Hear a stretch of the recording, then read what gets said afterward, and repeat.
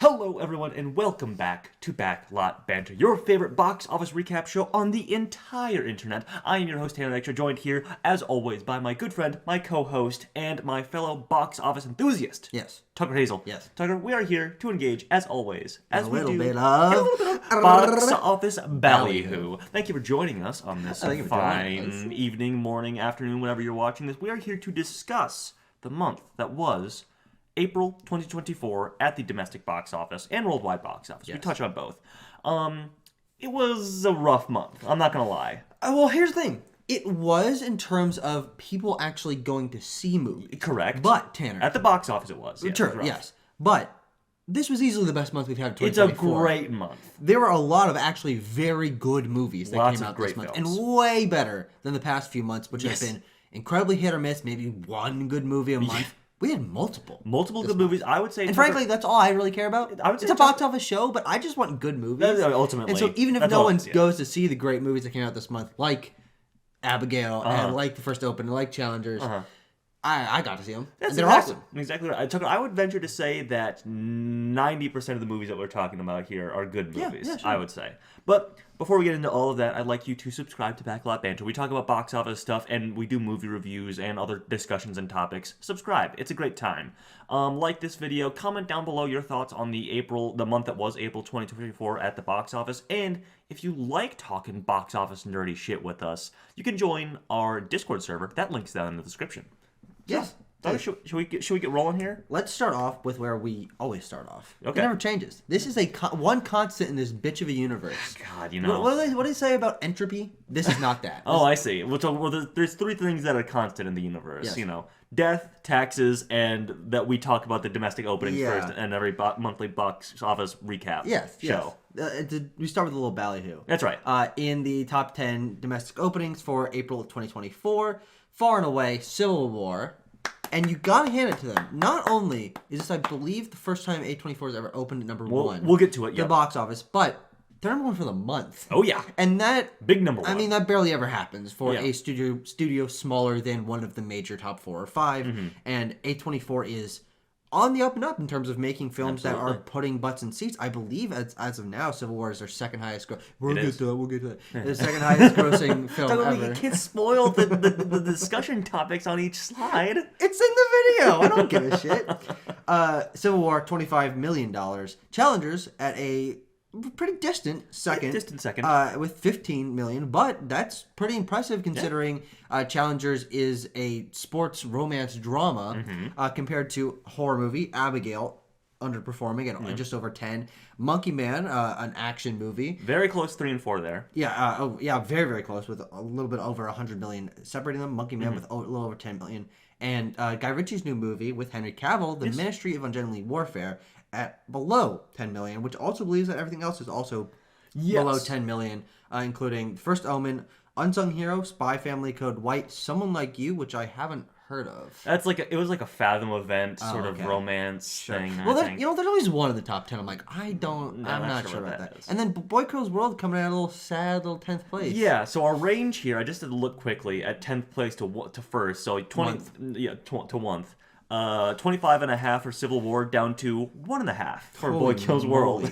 Yeah, that's pretty crazy. Yeah, in terms of openings. But let's see what we thought were going to be the top 5 openings, and we were. You're closer than I was. I was. The shuffle's off. The shuffle is definitely off. Yeah, I think that it was safer to predict Abigail over Challengers, which we both did. We did. Because you didn't even put Challengers. I didn't put Challengers. If I can sort of defend myself here, at the time, I don't believe we knew how many theaters it was going to. It debuted in ultra wide release, like over 3,000 theaters, and in IMAX. We did not know that at the time. We did know it was in IMAX. I'm pretty sure. A month ago, I think so. Well, I didn't know. Okay. But so I think I feel pretty good with this order. Yeah. I think it's interesting that horror underperformed this month. I think the First Omen, in terms of having marketing, certainly was stronger than some of these other movies. For sure. But I think the problem with the First Omen is, as we'll get to, it's actually our first movie that we're going to talk about in specific. Yeah. It didn't have any one thing that people are like, oh, I need to see that. Yeah. Abigail's got one thing. Monkey Man's got a thing. Challenger's got a thing. The Omen is just the First Omen's a horror movie. It's a good horror movie. It's a great, no particularly major stars. The IP is kind of floundering. Yeah. So that definitely kicked it down out of our top 5, which both of us put it in there. But again, I think we were safe to predict horror movies in the top 5. Unsung Hero, you put in as kind of a stopgap, like safe, like you're just playing it safe. Of these things might overperform or beat our expectations, which were zero expectations. We're not exactly dialed into that kind of thing, and oftentimes we can see that kind of faith-based family movie pop into the 5, and didn't happen this time. It ended up at number 7. And the only true surprise in the top 5 that neither of us put on was Ministry of Ungentlemanly Warfare. Yes, which for me replaced The First Omen, and for you replaced Unsung Hero and The First Omen because you didn't have challengers. I had because I actually made like a 7 list of the movies coming out there, and I had the Ministry of Ungentlemanly Warfare making like $3 million. Oh wow, okay. Just because that blew your expectations. It really did. I mean, like that's what Operation Fortune made. And I don't really know what made the Ministry of Ungentlemanly Warfare pop off like it did. Yeah, pop off to higher than my expectations, but lower than the box office insiders. What were your numbers predictions wise in terms of these? Because I'm most curious about challengers, but might as well go through the other ones. So I said Civil War 22. Yeah. Okay. Perfect. Yeah. Let's just give you that one. Abigail 14. Okay. All right. I think that's a good prediction. Yeah. Underperforming, but Monkey Man 12. Okay. The First Omen 11. Okay. And Unsung Hero 9. Okay, how much? Do you know how much Unsung Hero actually opened to? Oh, because it wasn't in our top 5. I think it made like 6. Okay, that's fine. Yeah. But yeah, I think your numbers were pretty good going in. And for challengers, I think I said 7. Okay, so definitely another one that really outperformed your expectations. Absolutely, doubled it. Yeah. But let's look at the comparisons for this month. For sure. We have a meaty little slice of movies going on here, and we saw all of these. We did see all these. Good job, us. And Tanner. Yeah. All of these are good movies. They are. Every single one on this list here is a good movie. Very, very, very, very funny that Ministry of Ungentlemanly Warfare is the only with an A. It's the only A. What's going on? Hey, audiences. Hey, let's wrap here for a second here. Monkey Man and Challengers B+. Well, what are we doing? What are we thinking there? I mean, Abigail and First Omen, they get lower scores because they're horror movies. That's to be expected. Civil War, I think we talked about a bit when this dropped a couple weeks back. It was like, the ending's not super like satisfying, so I might understand why people might be going out of it a little sour. Yeah, it might not be what general audiences expected. But Ministry of Ungentlemanly Warfare coming out on top of there in terms of cinema score. Funny. Yeah, and also just looking at the Rotten Tomatoes scores, everything's fresh to certified fresh. Yes. And again, this just confirms what we were saying earlier of, this was a really good month for quality movies. Absolutely it was. Yes. Okay, Tucker. Let's talk about the First Omen. You said this is the first one up. This one opened up the month, opening just a couple weeks after its movie twin, Immaculate, which we talked about last month. But a little bit of a disappointment. People. I think there was, the marketing push behind it that really inspired people to think it would open to like 14, 15 million. Yeah. Actually only ended up opening to just over 8. Yeah. But has, as a lot of these horror movies do, done quite solidly. Budget of $30 million, has grossed about $50.5 million, I should say. Yeah. So far. Yeah. Solid stuff. Yeah. Solid stuff for 20th century. The interesting is, in terms of reception, First Omen and Immaculate pretty on par. Yes. But in terms of box office, the First Omen released in much wider release, a lot more marketing going in, coming from 20th Century instead of Neon, which did Immaculate. And Immaculate has capped out at just over 20 million, and this has over 50. Immaculate cost a lot less than the First Omen. Of course. But the First Omen is an underperformance, but I wouldn't call this an abject failure. I mean, $50 million Absolutely not. Is totally fine. I don't know if I see them doing another one of these. Yeah, if not hitting... I think they might, but I think what they need is a big star to play against our main characters. That's smart. To drum up that marketing, lean back into the connection of with the older films. Sam Neill, maybe. Put his over there. Oh my God, get him back. Incredible. That'd be the incredible. Omen verse. Yeah. I mean, ultimately it's not hitting the multipliers that we've seen other horror movies do. Yeah. But that C cinema score is probably really what's hurting. That's tough. Yeah. I mean, a studio's 20th Century might look at that and say like, well, it's doing fine, but a lot of horror movies do, and audiences didn't really care for it with that C cinema score. I mean, this is an off-putting movie for sure. Yeah. And one thing that you have to look at of why this movie in particular was made, we think it's good, but it's not a particularly revolutionary or special one, is because if you look at The Omen, one of the highest grossing movies of 1976, a budget of under $3 million and made like, what is that? 12, 15 times that. Yeah. And so that's why they kept trying. Yes. And by the way, I would personally say this is the best Omen movie out of the group of Omen movies. I think it's close between this and the first one for me. All the other sequels to The Omen are garbage. Ooh, they're bad. They are really, really bad. Real no one bad. knows about them. No one cares about them. The Omen, reasonably well respected now, but I'd say pretty forgotten in the pantheon of horror thrillers. I would agree. But the first Omen, I think, just recaptured that spirit, and certainly we gave it a 7.6. I think it's a very good movie.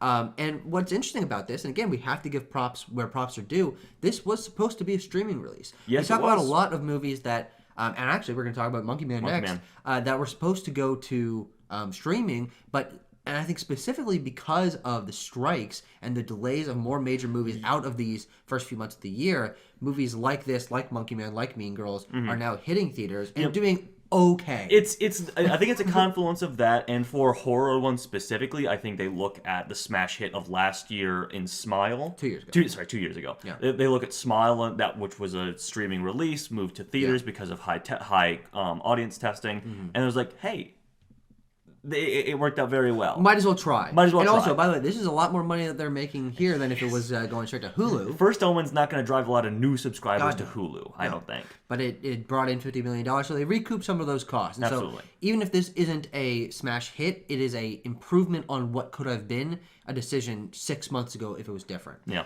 In terms of what I had said earlier about this being an off-putting movie, I think this is just some production details that I found. Okay. 5 different cuts of this film were sent to the MPAA to avoid getting an NC-17 rating. Basically, the MPAA was like, "Hey, it's still too extreme. Send us you got to re-edit this if you don't want an NC-17." I mean, there's numerous images in this that you think would drive it to that. So the one that everyone talks about, no spoilers or anything, if you're still interested in seeing this, is shown. It's not in theaters anymore, is it? I think barely. It still is. It'll be hitting like VOD pretty quick, probably. But I mean, this is there's that image in it that is relatively brief, and I'm sure there is more gross imagery. Maybe we linger on that shot a little bit more. That would drive that to an NC-17. But Tucker, we juxtapose this with the Omen, the 1976 box office. But what about the Omen from 2006? Which released on actually June 6, 2006, which is pretty good. Oh, okay. Yeah. I mean, you had to. Yeah, but you can't do it this year. 24. No. This is actually only the second best box office performance.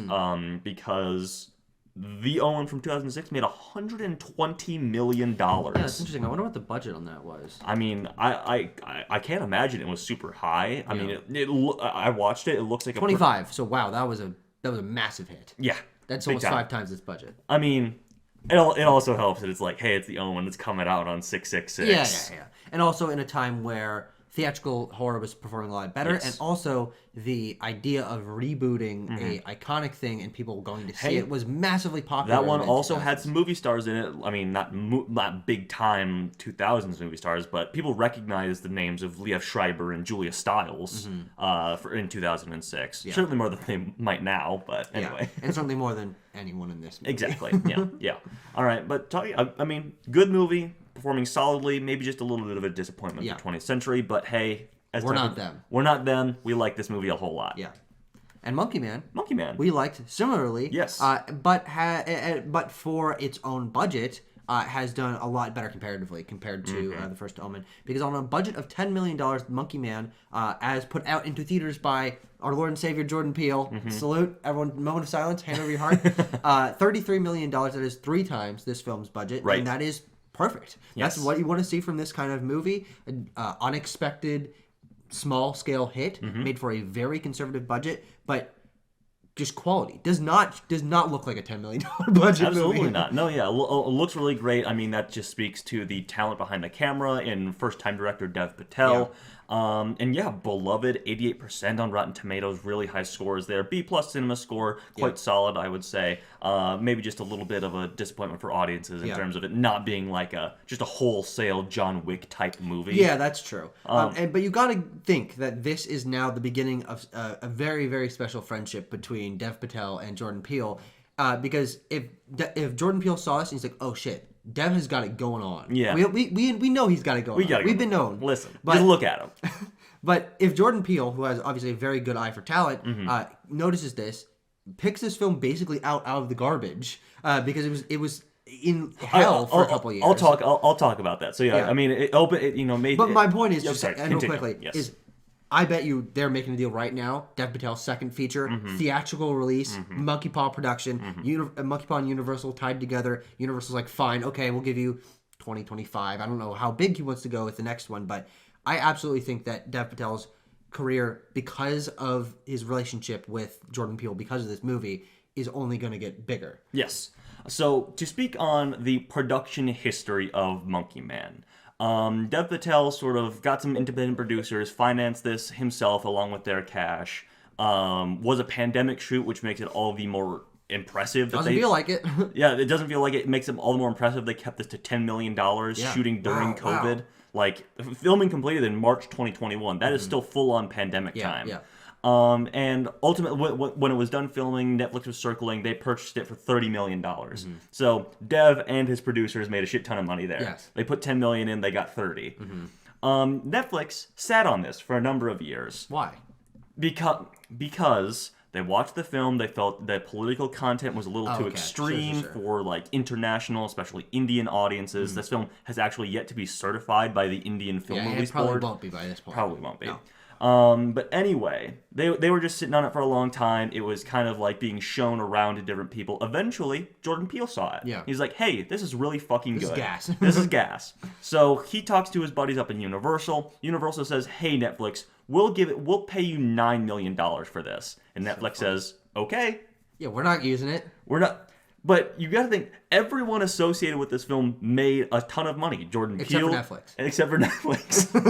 That's what I was getting to. They paid $30 million for it and got $9 million back. Yeah, and interestingly enough, Universal actually got this film for less than it was worth. Absolutely. Because a budget of $10 million, they purchased it from Netflix for $9 million. Yeah. Which means that... And all the... and Universal put a little marketing money behind this. That's a good point. Yeah. So you're right. The money that they put into Monkey Man was a little bit higher than that. But Netflix is obviously no longer taking a cut of that $33 million. And so Universal made a really healthy profit on this. They really did. They really did. So if you say like, I don't know, a little under 15 maybe for adding marketing, that's double that. Over double. So I mean, yeah, just funny that everyone has made money off this small little hit except for Netflix, who lost about, what would that be, $21 million. Good. That'll show them. Funny stuff. That'll show them. Yeah. Go make Rebel Moon Part 4 and 5. Fucking Netflix. Let's give him Part 3. Yeah, no, I don't. That one. Yeah. No, we don't talk about that one. Okay, Tucker. Time for the only big full-chested hit of the month. Yes. That would be Civil War. A24's Civil War. Which has made just under $100 million so far, and might squeak past that. I think so. Yeah, I think it'll get there because it's still sticking around the top 5 each week, and so it'll pass 100 million, which will probably put it at just over doubling its production budget. Yep. And the thing about Civil War is, okay, $50 million, by far and away the biggest budget A24 has ever made. Absolutely. Even if it doubles its budget, that is not amazing. Yeah. But it is amazing that A24, as a growing studio, but an outside studio, a smaller studio, that they're used to their films making $20 million max, that they were able to produce and market and promote a film that can open to number 1 for the month. Yes. And that can get to almost 100, probably over $100 million at the global box office, which they've only done once before with Everything Everywhere All at Once, which had a much more traditional indie release in terms of opening and limited release, building up buzz, opening wider, and sticking around for a very long time, especially as the buzz continued and then got a bump back up at the Oscars time. Civil War is just a blockbuster, yes, it's a full promotion, full wide release. Everyone saw it opening weekend. It's a blockbuster release strategy. They're not hoping the word will catch on about Which might everything be the first everywhere. time they've ever done that. Absolutely, it is. Yeah. I mean, they completely switched up their strategy for this in terms of the number of theaters this debuted in, the budget attributed to it, the budget attributed to marketing this.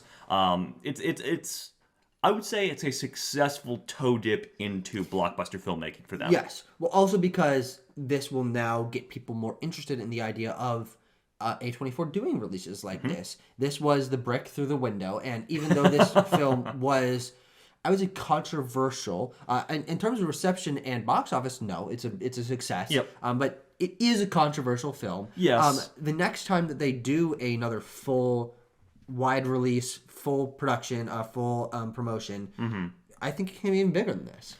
Potentially. I mean, if we're maybe looking at their film with like Dwayne "The Rock" Johnson, their biopic with him coming up, that could be the case. You know he's going to be putting so much money into marketing that movie. He's like, hey, I'm Dwayne Johnson. You know me. You love me. You've seen a lot of my movies. This is an indie production. This is A24. But this is safety. I cared about this one. Yeah, unlike Red One. Yeah. I mean, there was a whole article that came out about Dwayne "The Rock" Johnson recently, so we won't get into that. But Tucker, as we had sort of mentioned before, this is the first time A24 has ever opened to #1 at the domestic box office. It's also their highest opening of all time at $25.5 million, surpassing expectations, surpassing tracking. Yes, by actually a lot. Capping this out at $18 million. Yes.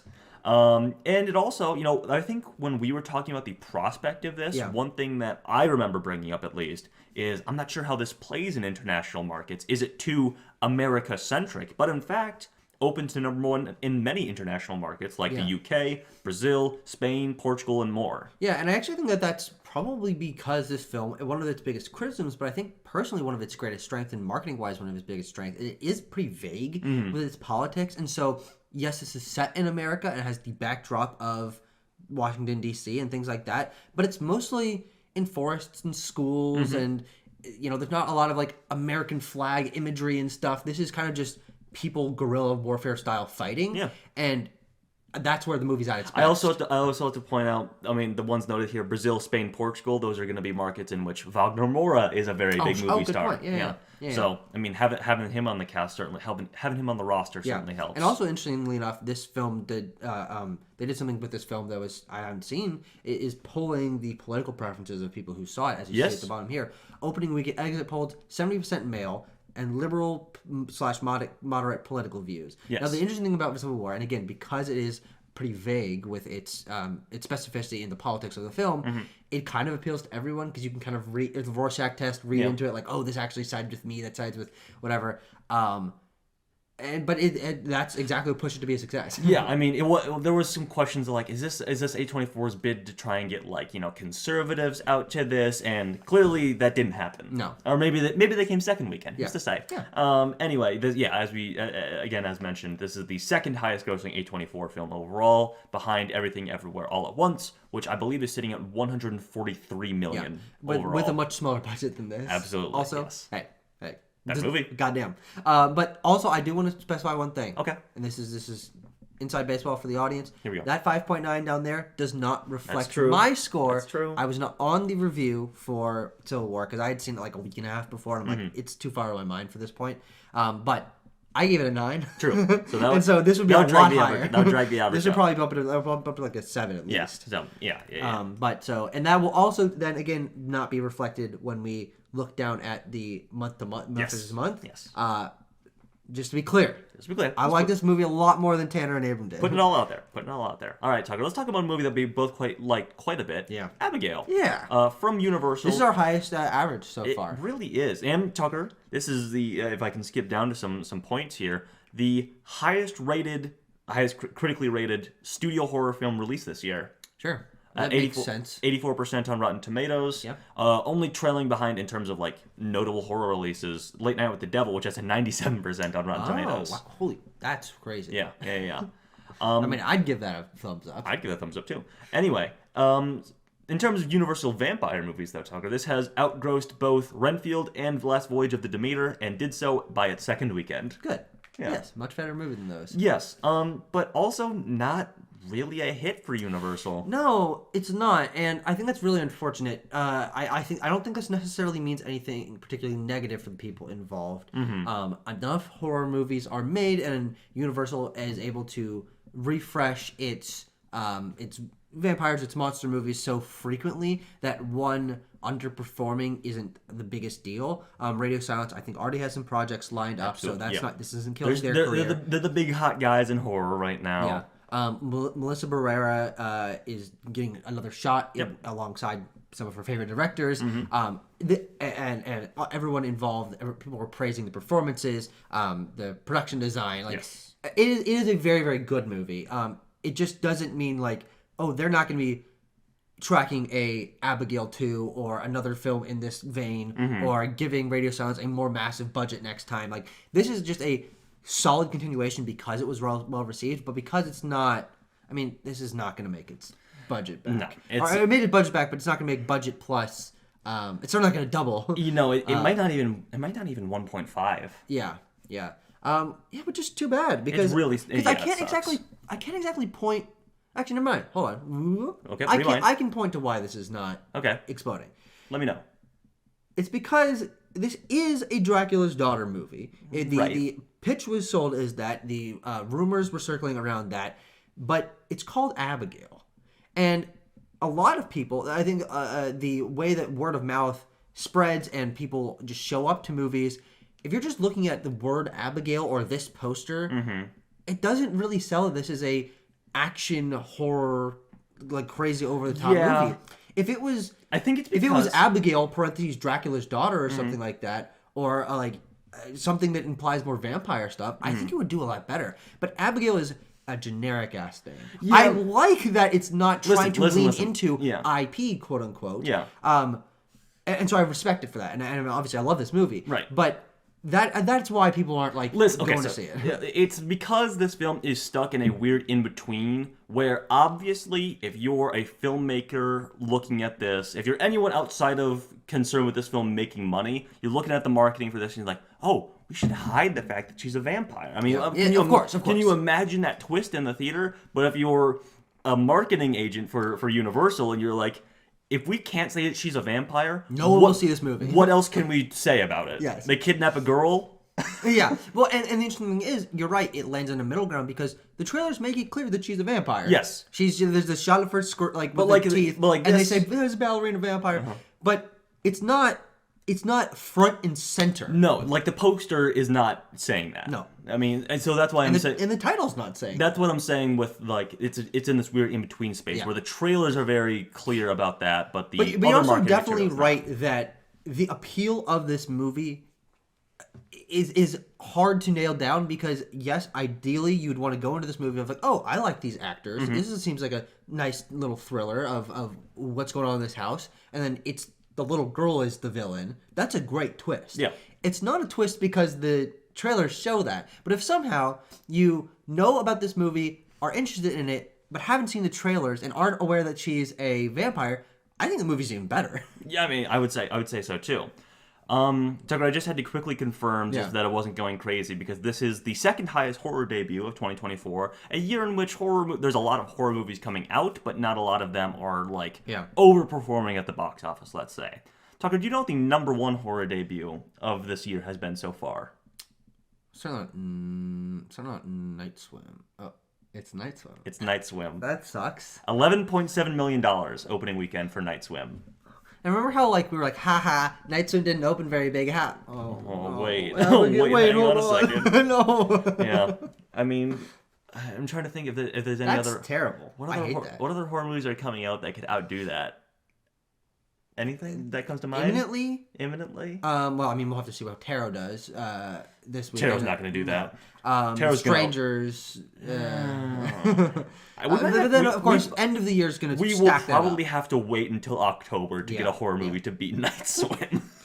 Yeah. And what's interesting, though, is that Ready or Not actually was a massive hit. Absolutely, and is what obviously skyrocketed the careers of radio silence and got them the Scream movies, and which then were even bigger than these two. But we compare it more so to Ready or Not because it's made in that same style of enclosed. It's more of an original concept than the Scream films, of course. Yeah, and also again, I want to praise Abigail for not being a Dracula's Daughter remake. Yeah, it is that in part. Yes. It is not marketed as that. It is a film about Dracula's daughter. Yes, but it's an original horror movie. Absolutely, it's a very cool idea. Yeah, it just didn't connect with people, sadly. No, so. but I think what that means is this will be an underground hit. I think that this will get great word of mouth. I think this will stick as one of the classic modern horror movies. When this goes to didn't Netflix well or something. Yeah, I mean, I have no idea. Yeah. Universal Plus. This is gonna be a fucking TikTok, like, you'll never guess the twist of this movie on Netflix now. Yeah. Crazy. All right, Tucker. Well, this is crazy. The Ministry of Ungentlemanly Warfare. Guy Ritchie, like, emerging and being like, I can make a movie that is mildly more successful than the other films I've been making recently.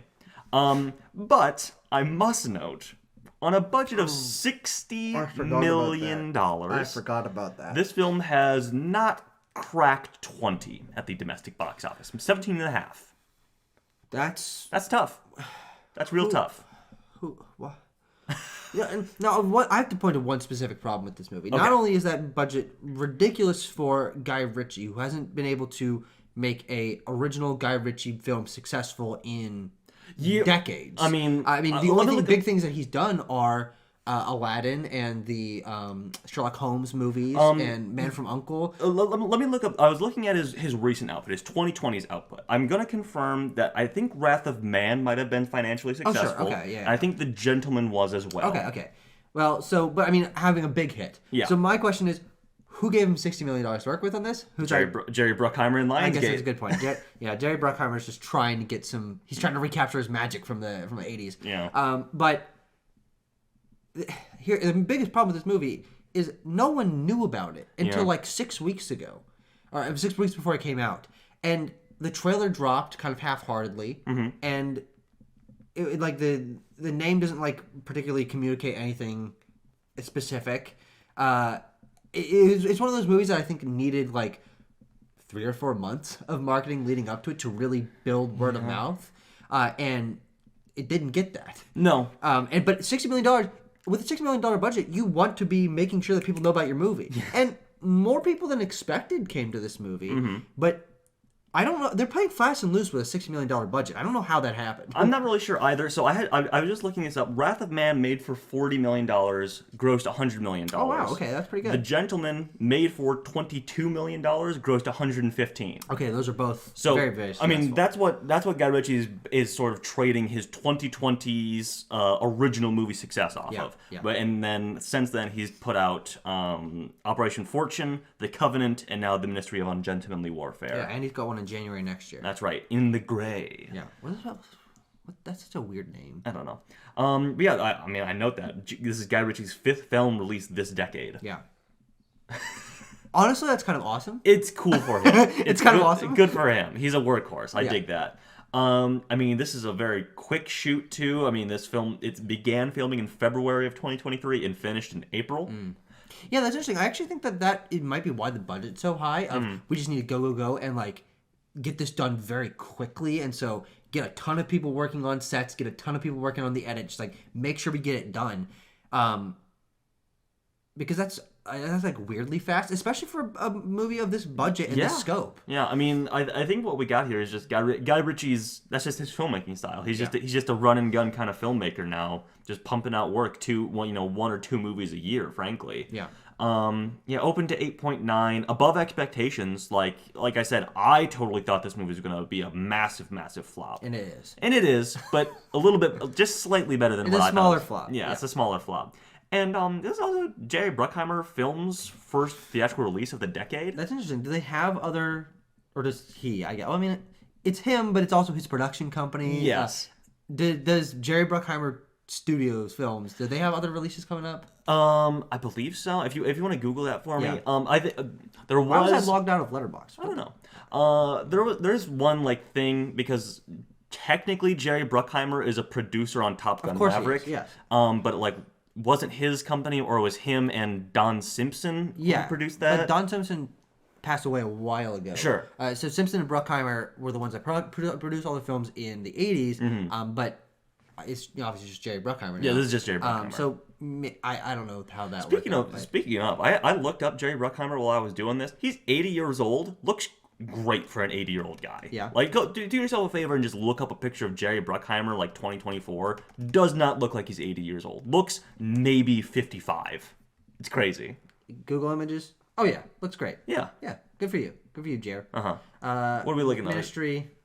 I don't know. I mentioned this, but the reason I thought that this movie would open so low is because of the box office results of like Operation Fortune, or even The Covenant that you have here, which is his last film he made. For a budget of 55, made 21, even with a star like Jake Gyllenhaal. Interesting. 2 more movies this year: Young Woman in the Sea and Beverly Hills Cop: Act Left. Oh. And then he's on Apex. The Kaczynski Brad Pitt racing movie. Yeah, and National Treasure 3 is not happening. That's not happening. I'm pretty sure. A Beyblade movie, that's not happening. I'm pretty sure Nicolas Cage has said we're not doing National Treasure 3. Yeah. But it's interesting that to have no movies for the first 3 years of this decade, maybe. Yeah. And then 3 in 1 year. Yeah. They're coming back with a vengeance. 2 of which were supposed to be streaming, but now only 1 is streaming. Yes. With Axel F there. Anything else to say about the Ministry of Ungentlemanly? Okay. We'll move on to Tucker. Here's the thing: we can move on quick from Guy Ritchie, because we'll be talking about him soon. We will be talking about him relatively sooner than any of these other filmmakers, probably. Yes. Well, that's not true. Luca Guadagnino also got another movie coming out this year. Yeah. But we're talking about his film Challengers. You've probably heard of this one. It's a big viral sensation. Everyone's talking about Challengers.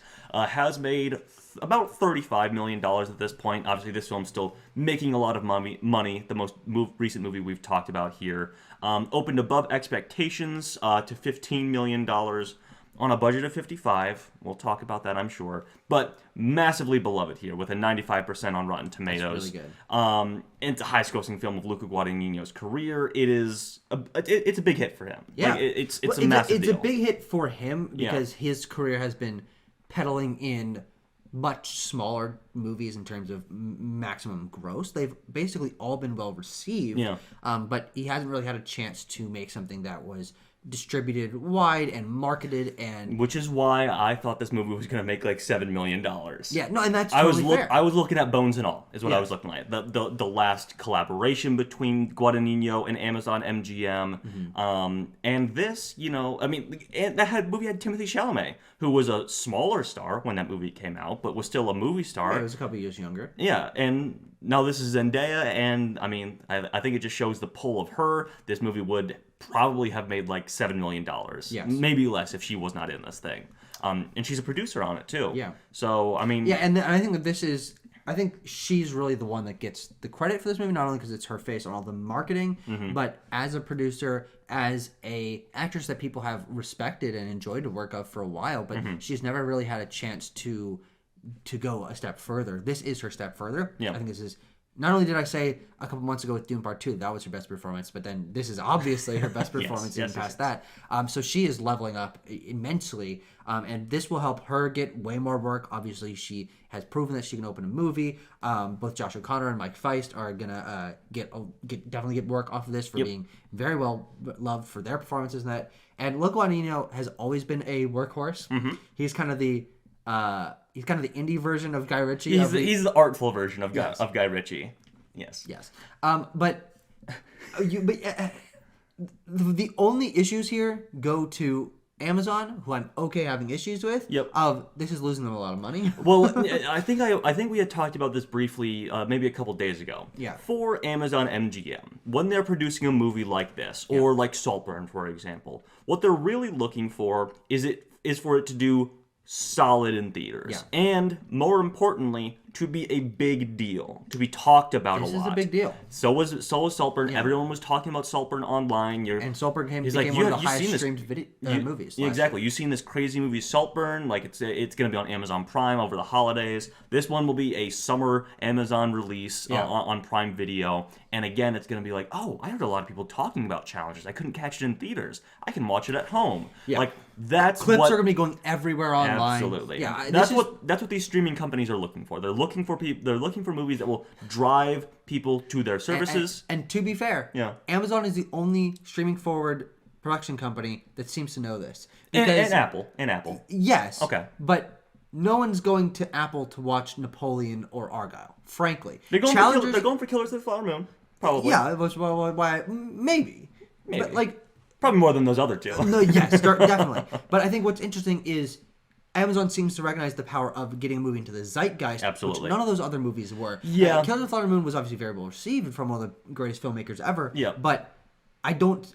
Challengers and Saltburn appeal to the streaming crowd. Frankly, they're more accessible to the general audience. Yes, I would and say more they get talked about a lot more. Absolutely. And so this is the exact kind of thing we want to see from frankly Apple and ideally in the future Netflix of like what Netflix did with Glass Onion. That was.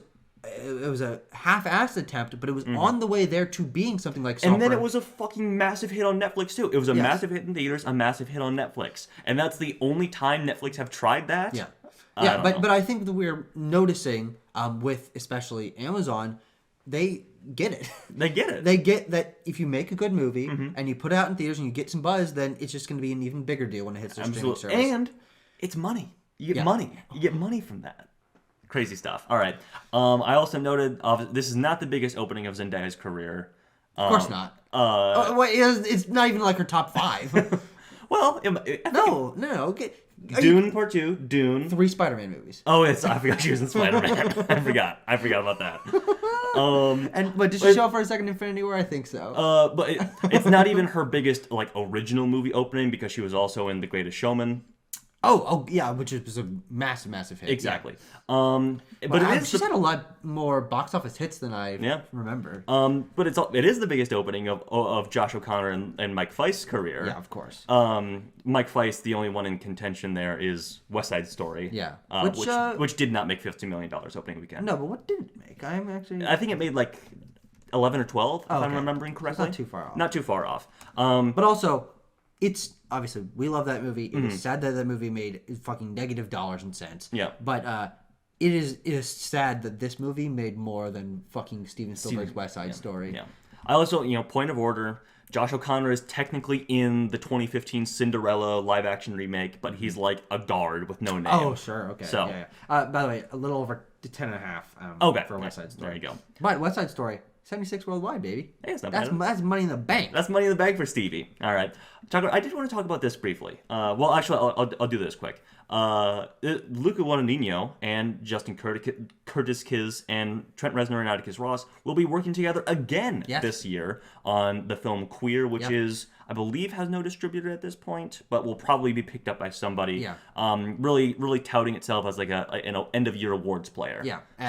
Daniel Craig. Daniel Craig's in that. Yes. Yep. Sure. Can't wait. Cannot wait for more that. weird Daniel Craig. Yeah.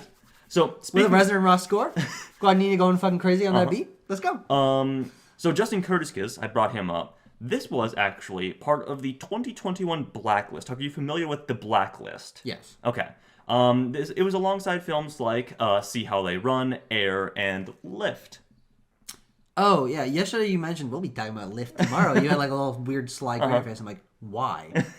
That's why, and that's a really dumb reason to be talking about Lift. Sorry, I've just been See How They Run. Yeah, I've just been growing more and more enamored with the Blacklist. I was just scrolling through, especially trying to find this. Just scrolling through like what other films out of these recently have been made. I'm very interested by the prospect of the Blacklist and like what movies find their way out of the paper bag that is the Blacklist. Yeah. So I don't know. It's just interesting. I wanted to note that. Things like Air were on that list too. Definitely, and Air, also Amazon. Also Amazon. Yeah, and also one that was a solid hit in theaters, and then brought a lot of people to the streaming service. Absolutely. And interestingly enough, I just want to mention that this was one of the movies that was delayed because of the strikes. Yes. Luca Guadagnino would have been on a one film per year streak in terms of 2022, 2023, and then 2024. But this got pushed out, and so he has 2 movies this year, but it wasn't initially slated out. This was a September 2023 date initially. So, which I believe September or October is when Bones and All came out. Yeah, 2022. So, All right, Tucker, let's talk about the month that was March, a much more successful month at the box office than April was. But a much worse month. Yes, on the whole. So we had Dune Part 2 opening it up, obviously. You've heard of that one, also starring Zendaya. That film has grossed over $700 million worldwide at this point. Yep. And I believe... And it's still in theaters. Still in theaters. It was sticking around the top 10 until like a week ago or something. Yeah, is on VOD at this point, is actually hitting physical release in like a couple weeks. Yeah. Got my pre-order in for the 4K there, so all good. Another big hit, Kung Fu Panda 4 has made over $500 million worldwide at this point. And again, that's on a much smaller budget than almost anything else here. Imaginary was at 37, made 39. That's on VOD. Yep, no shit. As you might imagine. Arthur the King made another $10 million since we last talked about it. Still not a hit. Still not a hit at $32 million. Ghostbusters Frozen Empire, $188 million worldwide.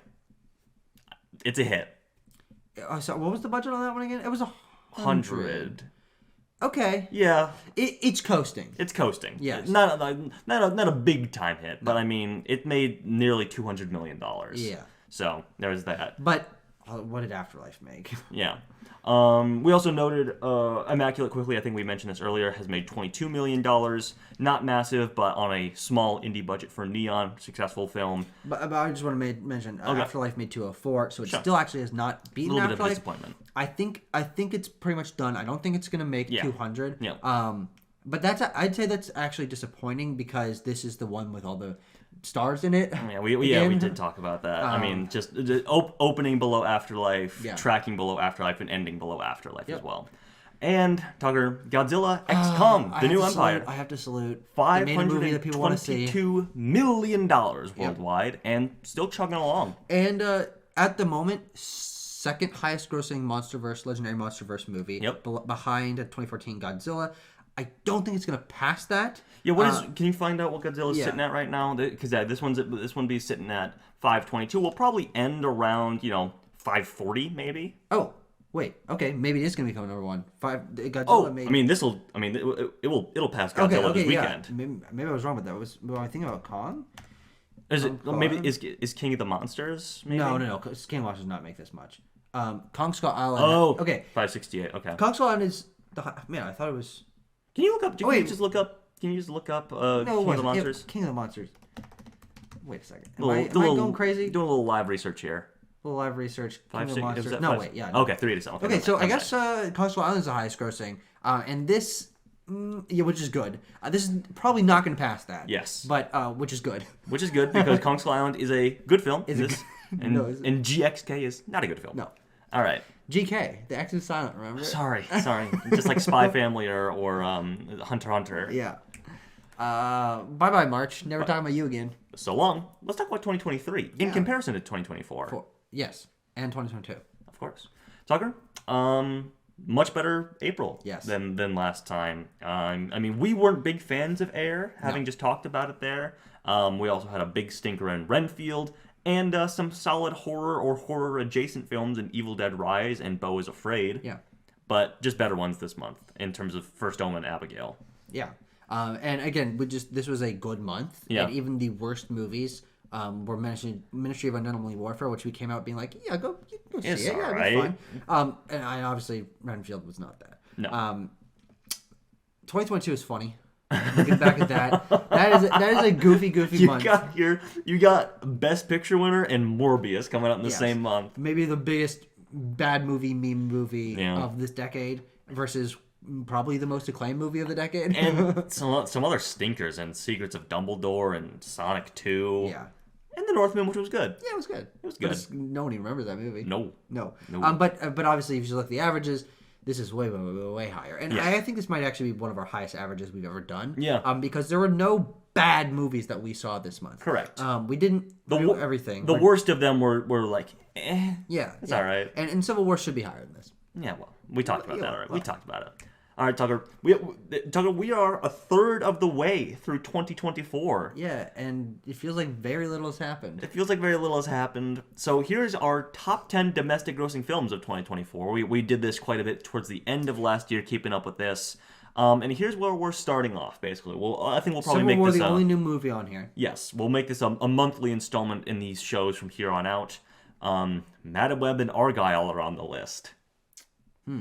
Not for long. Not for long. I was gonna mention, by the time we talk about this here in a month's time, we will have 5 new movies on here. So just bump up those bottom 5. Yeah, I think that's probably right. Yeah. Yeah, because what Fall Guy will definitely be. Fall Guy will make more than $43 million. Yeah, Fall Guy will be on here. Kingdom of the Planet of the Apes will be on here. If will be on here. Yeah, and maybe in Furiosa. Furiosa and Garfield. Yeah, we'll have 5 new films on here. So and say goodbye. And frankly, that'll be interesting to see Civil War maybe disappear. But I'm ready to say goodbye to Mean Girls and Beekeeper and certainly Argyle and Madam Web. But then, funny enough, Bob Marley One Love might still be hanging up there in the top few. Yeah. But Godspeed to Dune. Yes. You're the only good movie in the top 7. Dune will probably keep hanging on for a while. It's actually very funny how... Wait, hold on. Tanner. Yeah. Okay, you think Civil War is okay, but if we say that it's good just to like appease me... Yeah, sure. Dune and Civil War are the only good movies in this list. Yep. I mean, Mean Girls is okay. Mean Girls is okay. Yes. Mean Girls is a fun time. I mean, honestly, this is one of the worst top 10s I've ever seen. Yeah. Madam Web, Argyle, Beekeeper, shitty Godzilla, shitty Ghostbusters, shitty Kung Fu Panda. I mean, this is fucking dire. Yeah. This is really, really bad. Bob Marley One Love, not very good. No, it's not. Yeah. Stinkers across the board. All right, let's talk about the headlines quick before we talk about what we're looking at here for May. Ryan Coogler's 1930s vampire thriller has started filming after releasing... Untitled as of yet. They're keeping the title a secret, which I don't know why. Yeah. But that's releasing a... Blade. Very funny that they're probably just going to do Blade better than Blade before Blade even comes out. Before Blade even starts filming. Yeah. That's coming out March of next year. Yeah. So, very excited. They've been announcing cast members left and right. Every new announcement, I'm like, that sounds cool. I haven't actually heard of any of those. Yeah. Any you can rattle off? I mean, I like the actor Delroy Lindo, and he's in it. So he's cool. There's some Dakota Fanning, someone like that is in it. One of the Fannings, maybe. Some white woman is in there. Yeah. Anyway, who's probably gonna be like, I don't know, like a plantation owner wife or something like that. Isn't it? Or no, I guess this is 1930s, but like, she'll just be like an affluent white woman. Yeah, probably. Like, mistreating the African American characters. Maybe she'll be like the villain or something. I don't know. Maybe. Justin Lin is making a One Punch Man live action film. He is? Written by Dan Harmon of Rick and Morty fame. He is? He is. I can't see One Punch Man and Rick and Morty writing going well together. No, I mean, I have a question. Who do you get as One Punch Man? There is no movie star who can do a One Punch Man, I think. Yeah. Because for people who are unfamiliar, Saitama, the main character of One Punch Man, the titular One Punch Man, he doesn't have a personality. That's like the point of the show is that he's boring. Yes. And bored himself. Who do you get? He also has to be bald. That's important. Yes. So Jason Statham. Jason Statham can do monotone. He can. And he's bald. He is bald. We're done. Yeah. Lock it up. Ship it out in theaters. Not Asian. Are we doing that? I mean, I don't know. It takes place in Japan. Yeah, but I mean, I think they'll probably cast an American white guy star. To be honest. Yeah, I mean that's hopefully we're out of that era, but maybe we're not. Yeah. Okay. Tucker, Bong Joon-ho has announced his next film after Mickey 17. It's going to be an animated film about deep sea creatures. Why not? Cheesin'. I think it's really interesting because it doesn't happen particularly often when an acclaimed director takes on an animated project.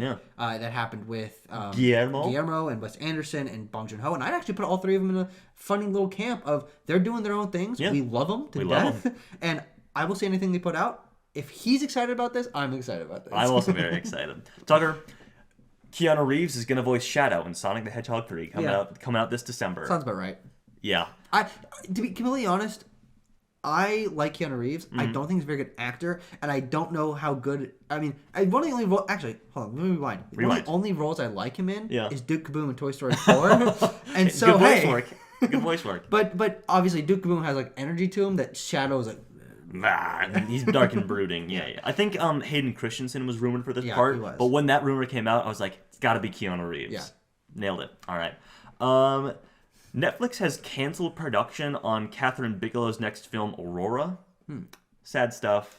I remember getting real pissed off about this because I think they said something along the lines of like, we can't, afford to waste money on these auteur projects. I'm like, for the love of God, Catherine Bigelow is not like some weird art house director. She makes fucking Point Break. Yeah. And in Hurt Locker. Yeah.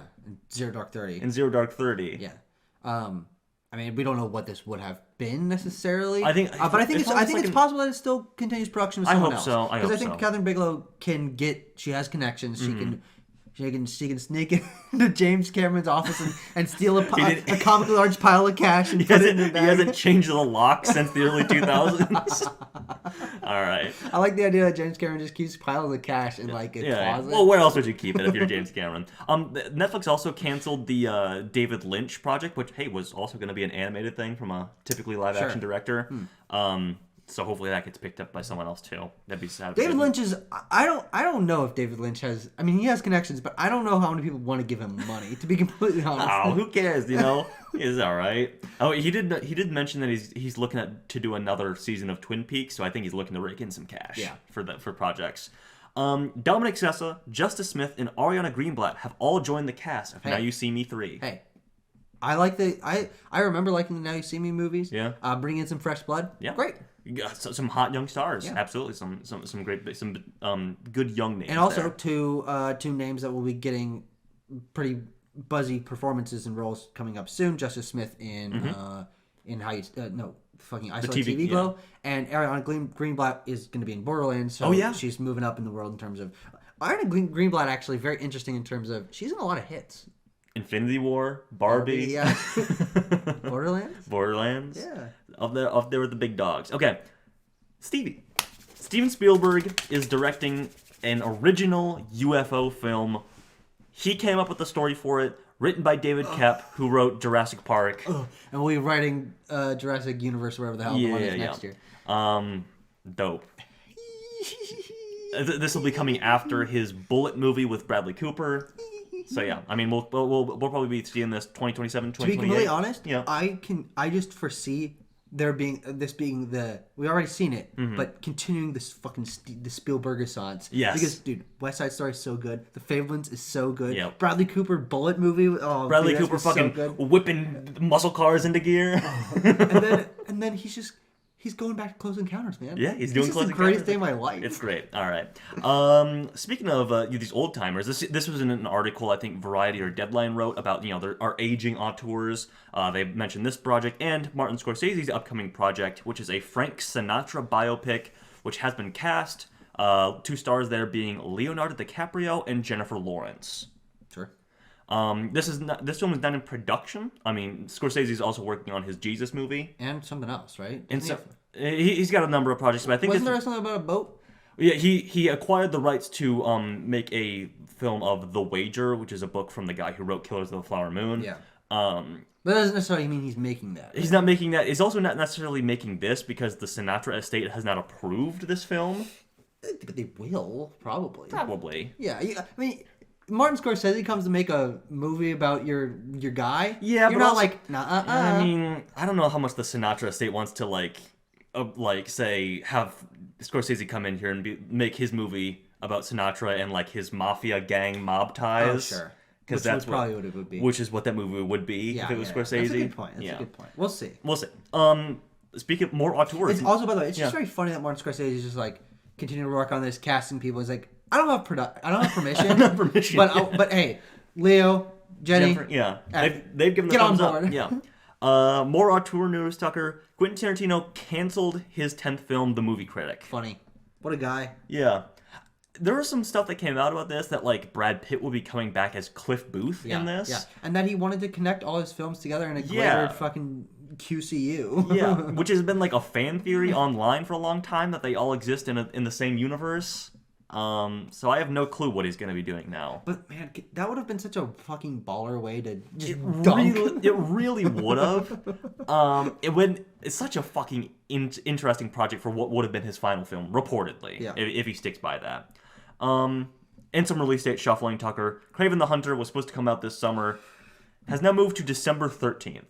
Emma's gonna get fucking murdered, dude. Bad move. I mean, Artie is a spunk movie, so it's not. It was gonna get murdered just by being itself. But what are you doing? How is this possibly going to compete against a very stacked December? It comes out the same day as the animated Lord of the Rings film. Okay, that's fine. That's fine. They can go and get. Comes out 1 week before Mufasa and Sonic the Hedgehog 3. All right, no longer. No longer can compete. But Tucker, it's a rated R film. You know, it's counter programming. No one gives a shit. Huh? No one cares about What? 700. And taking that August 30th spot that Craven had is a Blumhouse picture, They Listen. This has Catherine Watterson and John Cho in it. Sure. I like them. And The Karate Kid, which was on that December 13th spot, has been punted to next May. Which is good, because as we were talking about the other day, they just cast the actual like a month ago, they just cast The Kid, the Karate which means Kid. It hasn't started production yet. No. Active production. So, yeah. And this is going to be like a summer blockbuster now. That's what they're positioning it as. Okay. Yeah. It's in a little over a year as of recording. Absolutely. New Line has acquired a Chris Farley biopic starring Paul Walter Hauser and directed by Josh Gad. Interesting. We'll see. We'll see what happens. And the big financial news of the month, Tucker. Paramount's been up for auction or up for sale for a while. Sony has offered $26 billion to acquire Paramount as an entire conglomerate. Yeah. This is countering Skydance's bid of $4.5 billion. Yeah. Which means that we're probably looking down the barrel of a merger of two of the only major studios. Yeah. It's very interesting. Yeah. It's unfortunate, but it seems to be what's happening, and so we'll keep our ears to the computers, I guess. Yeah, keep our ears to the meeting room doors. Yes. All right, Tucker. The releases of May 2024. Yeah. It's going to be an interesting month. It will. We're in the release weekend of The Fall Guy right now. Yeah. Oh, and Tarot. Yes, we saw that movie. We saw both of those films. We did not review Tarot. No, we did not. If you want, here's the quick official backlot banter review. Shit movie. Really bad. If you can believe it. Tucker, not that that's a surprise. No. We knew what we were getting into. Listen, we knew it. We did it to ourselves, ultimately. Yes, we did. We're looking down the barrel of the release of Kingdom of the Planet of the Apes coming next weekend, and then May 17th sees the release of If, The Strangers Chapter 1, and Back to Black. Woo! And then May 24th, not Labor Day. Yes, Labor Day? Memorial Day. One of them. Labor Day is fucking... We did this already. September. Yeah, Memorial Day weekend sees Furiosa, a Mad Max saga, and the Garfield movie. And then May 31st is The Young Woman in the Sea and the Haikyuu, the dumpster battle. There are technically 5 Thursdays. There are. Fridays. Tucker, what do we think it's going to do here? So we're both looking... These predictions were made before any of these movies came out. Yes. We're both looking at a little bit of buyer's remorse in terms of putting our faith in the Fall Guy. Yeah. The different scales of faith in the Fall Guy. Of course. I have Fall Guy at number 2. That's not going to be. That's not going to happen unless the other movies underperform even worse. But I think that we're very comfortable with King of the Planet of the Apes at number 1. They've been really marketing it up, ramping up the marketing for that movie. Yes. But everything else is basically a question mark. I mean, it's yet to be seen how good any of these other movies are. If families are able to flock to an original concept like If, you have it at the bottom. I mean, I do. I have it close to the bottom as well. Because it is original and people like IP. If I could have made one more shelf to this, I would have swapped If and the Fall Guy. Sure. Because I think If is tracking at like $40 million. To be fair, that is what they were saying. That's crazy. That's what they were saying about the Fall Guy a couple of weeks ago too. Yeah, and it doesn't even crack 30 at the moment. Yeah, it's looking to be like 28 actually, which is not good. No, it's not good. Especially, and what people are saying is, looks like King of the Planet of the Apes to meet a real start of the summer movie season. Yes. Just like a false start with the Fall Guy. Yeah, and I was just looking at this, and I'm like, if King of the Planet of the Apes, a sequel of sorts is going to be the number 1, I think I gotta do Furiosa number 2. Sure. So for my numbers quickly, and then we'll wrap it up here. Kingdom of the Planet of the Apes, I'm gonna say $56 million opening weekend. Furiosa, a Mad Max saga, $44 million opening weekend. Ooh, that's a lot. I would not go that high personally. And that's what Mad Max opened to back in 2015. Okay, we'll see. Yeah, Fury Road, by the way. Fury Road, yes. I can't imagine it would be that much lower than Fury Road. All right. Garfield movie is going to be 38, I want to say. The Fall Guy, I said 33. It's going to be That's not that far off. It's not that far off. No. And I'm going to say, I put If close at 32. And so this will be a pretty competitive month. It will be. I mean, we could honestly see anything shake out in any order. Yeah, I think there's a fight between Fall Guy and If, and a fight between Furiosa and Garfield. Yes, which is interesting because those two movies open the same day. Yes, which could lead to one of the best single weekends of the year of two big new releases holding over of a couple of other presumably popular films. So I'm looking forward to taking a look back. It's very interesting how imbalanced this first few months of the year is. I mean, if one of these movies had opened in April, it would have dominated. It really, really would. It would have beaten Civil War. Yep. But instead, studios are very sold on the idea of May being the summer movie season. That's where you put out your big grossers, and so it just means that we got a month where people didn't care to go to. We got March. Lots of people going to big movies. Yes. Nothing in April. Lots of stuff in May. Yeah, it's weird, the calendar that has sort of shaken out of Hollywood now, where it's like you don't release anything in January, February. No one goes to the movies. March, you can release movies. Release a ton of movies. Yeah. April, don't release as many movies. May, you're off to the fucking races in summer, baby. Yeah. And then June, July, continue. Yep. August, all right, what did we not put out? Pump the brakes. September, no one's seen movies in September. September, no one's seen movies. October, hey, horror movies. But September, we're getting Beetlejuice this year. Okay, we'll see. But that's like beginning of September. That's Labor Day weekend. Yeah. And then, we get it.